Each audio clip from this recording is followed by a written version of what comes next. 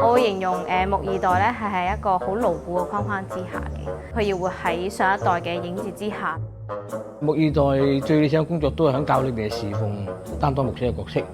能夠喺教會裏邊成為一個好嘅見證，去建立別人嘅生命。但係作為牧二代嘅我咧，想做嘅工作咧就係唔受任何規限。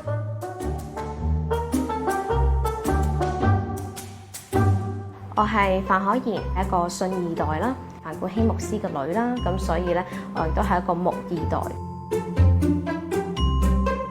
我由細到大啦，爹哋媽咪咧將教會嘅個 schedule 擺喺我嘅生活上面啦。就算好多嘅節期啊或者假期咧，其實我都係返教會啦。所以對於好多人嚟講咧，返教會可能係佢哋嘅選擇，但係咧返教會咧係我嘅唯一咯。中學時期咧，好多嘅同學都知道我係牧二代啦。佢哋對於信仰咧有好多信仰嘅問題啦，或者係疑惑啦，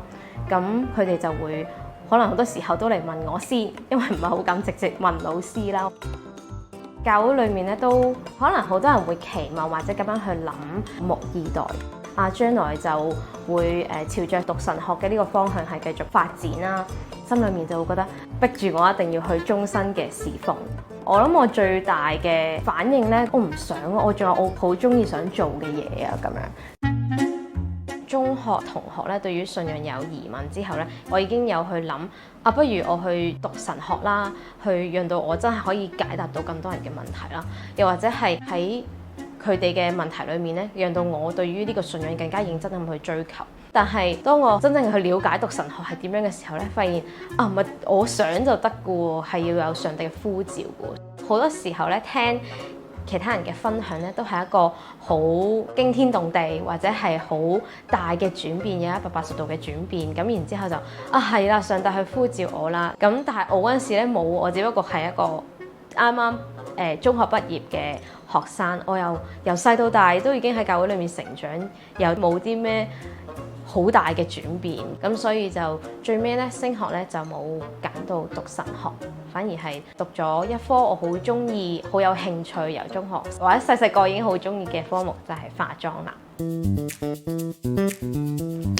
咁我讀完化妝之後咧就入行啦，喺工作上面咧係令到我好興奮嘅頭嗰一年，因為學過嘅嘢咧真係可以用到出嚟啦，亦都開闊咗我嘅眼界啊！但係去到過咗1年啦，踏入第2年我做化妝師嘅日子裏面咧，遇到好多有好有唔好嘅人，唔好嘅可能係好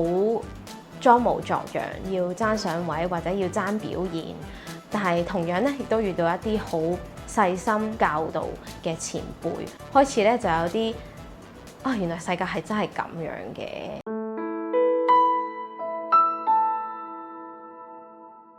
因為我返工嘅關係咧，唔能夠返教會，我就問牧師上帝係咪唔要我啦？上帝係咪就咁放咗我出去咁樣啦？即係我嗰陣時會有驚啦，會有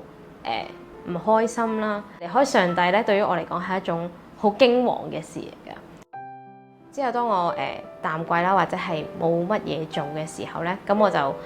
返教會裏面啦。咁係好舒服啊！喺度放低自己一啲以前偽裝嘅嘢，可以好舒服咁樣做自己，而弟兄姊妹好容易就可以接納到一個咁真嘅我覺得係一件好開心嘅事。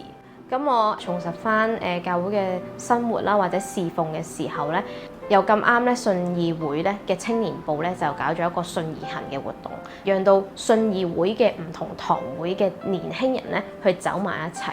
唔同嘅交流啦、敬拜、禱告嘅時間啦，甚至之後發展到去有定期嘅禱告殿啦，透過短宣啊，或者係去出面行區祈禱啊，各樣嘅活動咧，對於宣教啊，或者係對於信仰有更深嘅認識。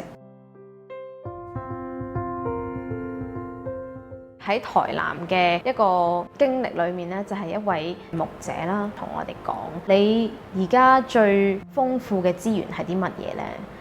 我哋嗰陣時係唔係好識諗啊，唔係好知。咁然之後佢就話其實你擁有最多嘅咪就係青春、時間同埋體力咯。咁你擁有咁多嘅時候，你願唔願意為上帝去獻上咧？咁我嗰下就好感動嘅，係啦。上帝亦都同我講，好似問緊我咁。咁你仲等緊啲乜嘢呢？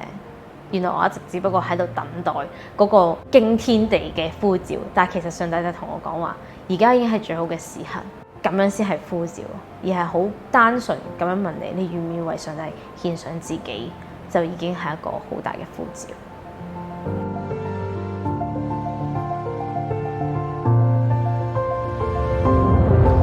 即係我自己嘅最大嘅掙扎嘅位呢，就係我真係好中意化妝呢一個嘅興趣，但係上帝就俾咗個 picture 我睇，佢就話你化妝嘅工作係為咗啲乜嘢啊？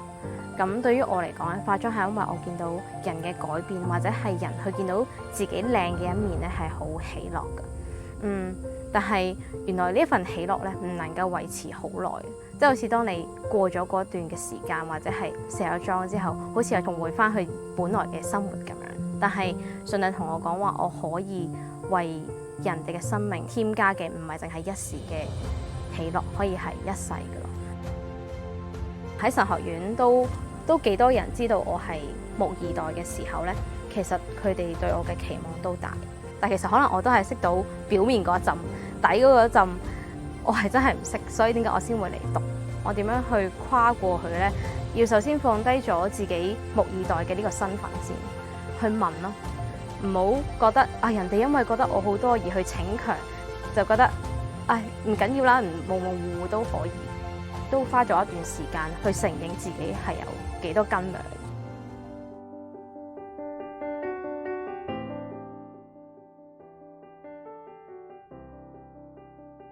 2018年尾啦，到2019年頭咧，見到教會咧開始有啲人嘅離去啦，有啲嘅教友選擇咗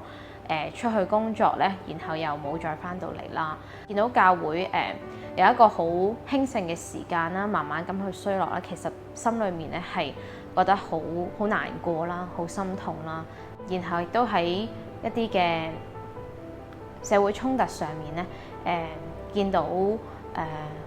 當中嘅人啦嘅眼淚啦，不論係邊一方面嘅，其實佢哋當中都有受傷嘅時候。上帝喺嗰陣時同我講話，你見唔到佢哋兩個都受緊傷，你願唔願意同我一齊去同行，去醫治呢一班嘅人咧，去將佢哋嘅關係去再次復和咧？又或者係教會裏面其實都有呢啲嘅分裂，或者係一啲嘅紛爭嘅時候，願唔願意成為嗰一條嘅橋，去讓到雙方再次有對話，為咗基督嘅緣故，我哋重新去翻去呢個嘅屋企裏面，去有復和嘅時候咧，呢個係上帝對我一個好大嘅，好似直接同我講嘢嘅一個對話嘅時間，讓到我好感動。我覺得我要需要為呢個屋企去做一啲嘅嘢。我覺得木二代最難跨過嘅，可能係好多時候背負住人哋好多嘅期望，成日都覺得好想逃離咗爸爸嘅影子。但係上帝同我講嘅係，我能夠幫你嘅係唔係離開嗰份關係，而係離開嗰份嘅期望，別人點樣睇，點樣淨係專注於上帝，而翻去上帝所呼召你嗰條 path 裏面繼續去行。心都係好開心嘅。因為覺得佢經歷咗好似我行過嘅路一樣，蒙神嘅呼召。我諗相信佢響神學院裏邊嘅裝備，或者向將來行接棒嘅時候咧，能夠承擔到上帝俾佢嘅託付啦，同埋係更加清晰前面嘅方向。即係我唔希望大家都有個誤解，就係因為我爸爸係牧者，所以我接棒，而係我係因為喺教會嘅一份子，所以我接棒。亦都想讓大家去見到。接棒呢一樣嘢唔係淨係某一啲人去做，而係每一個人都可以做到嘅嘢。